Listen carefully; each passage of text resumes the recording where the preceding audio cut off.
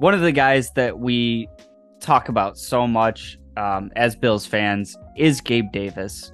Obviously, playing in a contract year, kind of didn't live up to expectations last year as he, took on this bigger number two role. And the Bills are going to have a big decision to make with him. So a little game of, we'll keep this PG. Sleep with, marry, kill Gabe Davis. And sleep with would be kind of just, playing out this season, seeing how it goes. Marry would be extending him before the season starts, get him locked up in hopes that he does blow up and, we're able to get him kind of at a lower than market price, locked up long term. And kill would be, he can stay on the team this year, but, we haven't seen what we wanted to see, and we're going to let him walk in free agency. If you're Brandon Beane making that decision, where are you going with it? As if it were right now, without seeing the way that this season played out, I would go with kill. I'd go with kill. I think we keep him this season, and I don't think we sign him back. I would say we should try, but I mean, as well as I do. I mean, cap space is limited. You can't pay two Stephon Diggses on any team basically. So I think he's going to demand. I think I've seen numbers between $10 and $15 million a year for a while. So for 4 or 5 years, I don't think I like Gabriel Davis. I shouldn't say that. I think he's just limited. I think it's very rare that a team has two Stephon Diggs on the team. Like there's very few teams that have like Jalen Waddle and a Tyreek Hill, so, sort of situation. Like that's just not the case. So I say he plays out this season and I let him walk because I don't think that the Bills can pay him what he's going to earn on the market. And I don't necessarily think that the Bills should, because I think they should always be looking to improve that position so that they can have a Stephon Diggs in 1A and a Stephon Diggs 1B through the draft or something, what was Stephon Diggs, a 7th round pick? Like you can find these guys in the draft. You just have to actually draft them. Right. So I like Stephon Diggs. I think he's limited though. I don't think he has separation. I don't think he has great route running. I think that his hands are somewhat suspect. I think that he plays a lot of low percentage plays though. So I don't necessarily blame him for all of the drops that he has. Some of them, sure, but they're not all concentration drops. And then also he's a good run blocker. So I think the long term for Gabe Davis isn't in Buffalo. I think this is his last season with the Buffalo Bills, and I'm okay with that. I think they have room, like you said, an embarrassment of riches. I mean, who do they lose after this season? Trent Sherfield and Gabe Davis. Okay, well, you can draft guys like that. I mean, Justin Shorter is still on the team. I don't necessarily expect a whole lot from him because he is a 5th round pick. I don't expect him to become Gabe Davis or anything like that. Kind of wish we had kept Isaiah Hodgins, but well, thank God we kept Jake Kummerow for all those years. Like that really helped us in the long run. But special teams are of the utmost importance. I know we just let these other guys sit on the practice squad until they eventually get poached because of special teams. Well, hopefully for the first time, the Bills are drafting guys that are ready to play special teams, in the 3rd round on. I mean, you're thinking Terrell Bernard, this year Dorian Williams, Alex Austin. These guys should be ready to play special teams right now. So hopefully in the future, you shouldn't have to specifically pay a Tyler Matakevich or Tywan Jones in the future or whatever. You'll just have these guys because you'll have drafted well enough. If these guys can't start on offense or defense, then they'll be ready to play special teams. So yeah, they do focus a little bit more on special teams than I would like for those gunner positions and stuff like that. I kind of wish there was a little bit less emphasis on this, but I mean, because the Bills aren't great special teams wise. It's not like they crush everyone and they're just dominating special. They're okay. I'd say they're probably average, maybe slightly above average. I haven't looked at any metrics on this, but I think more than they should be concentrating on it. And now we got this whole bevy of kind of special teams only players, and the kickoff is. I mean, we'll see how it goes with the league this year, but I mean, for all intents and purposes, the NFL is really trying to take the kickoff out of the game. So that's low end 25% of what these guys do, even for the 4-phase special teamers. I mean, you got some guys that just do kickoff coverage and kick return, and 25% of their job could pretty much be out the window with the new kickoff rules. So wild to see how that plays out. Yeah. As far as me for Gabe Davis, I was like staunchly in my opinion on what they should do with him. And I'm gonna be honest with you, you swayed me a little bit. But I'm still in the extend before the season camp. And it comes with a caveat of, you're getting him for a little bit better of a deal than he's projected.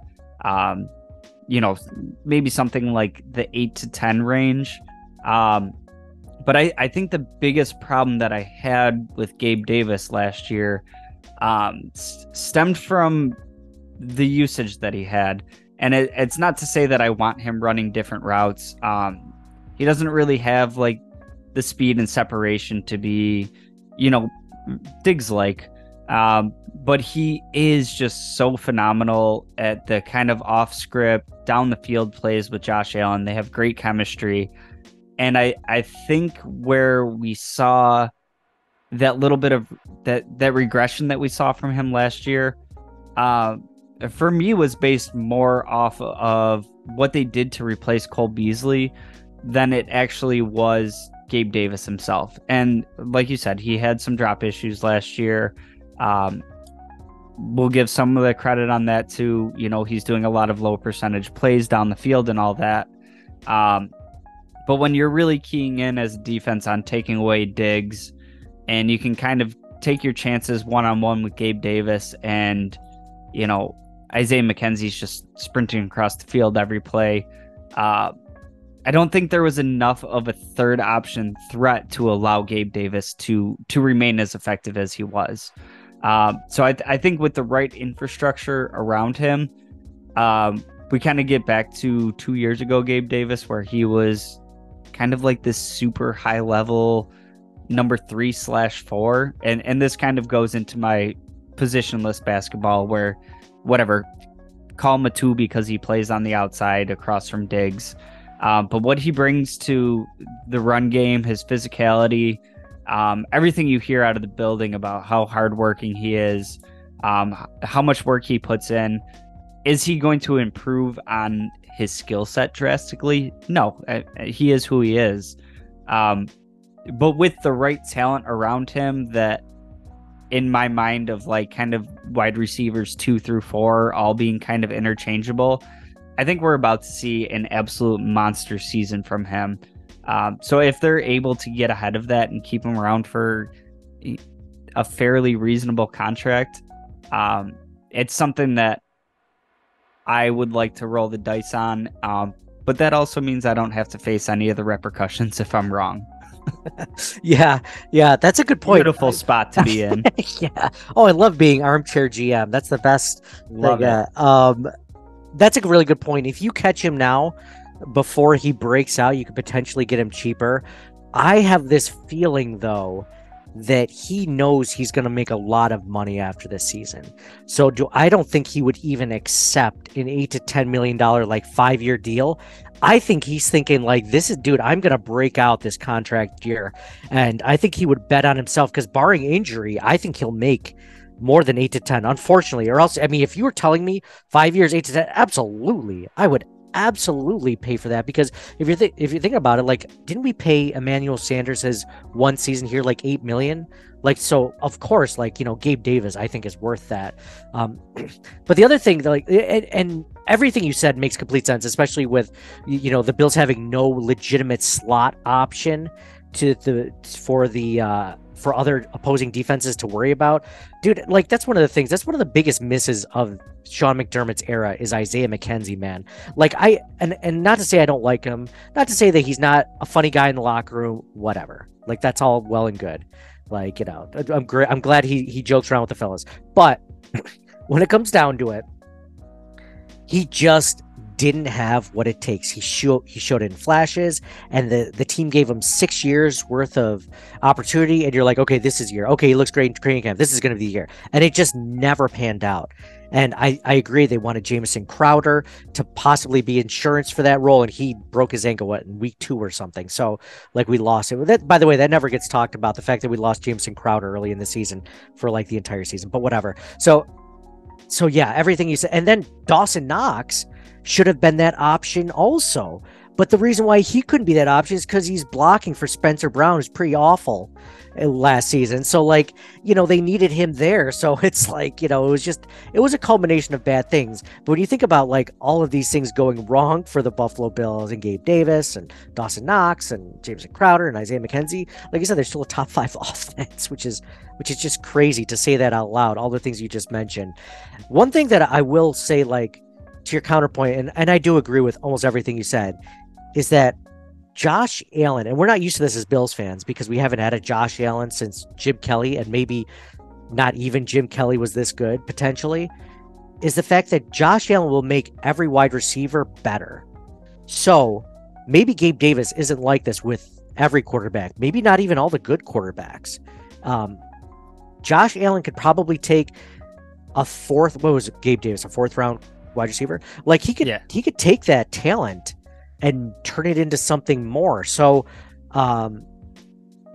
that's the one thing I'll say about this is I think he has, unlike a lot of quarterbacks out there, I think there's probably only 10 quarterbacks out there that can make their wide receivers actually better than vice versa. But Josh Allen's one of those guys. So, I mean, you could take a guy in the 3rd round next year and he could potentially be much better than Gabe Davis. Like, it's not impossible. It's hard to think that far away because we don't have a guy in the stables that could necessarily take over for that. I'm not really sold on Justin Shorter yet. He's so young and he hasn't really proven a lot in college. So you're like, is he really going to start proving in the NFL at a much higher level? I'm not sure.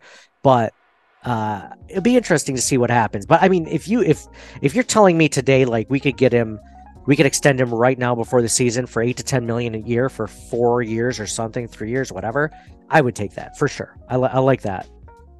Okay, so I think we've kind of both moved ourselves to the middle of the fence here. Or if you can get him at the right price, yeah, you're keeping him around. And for me, you kind of brought up the Josh Allen elevating players around him.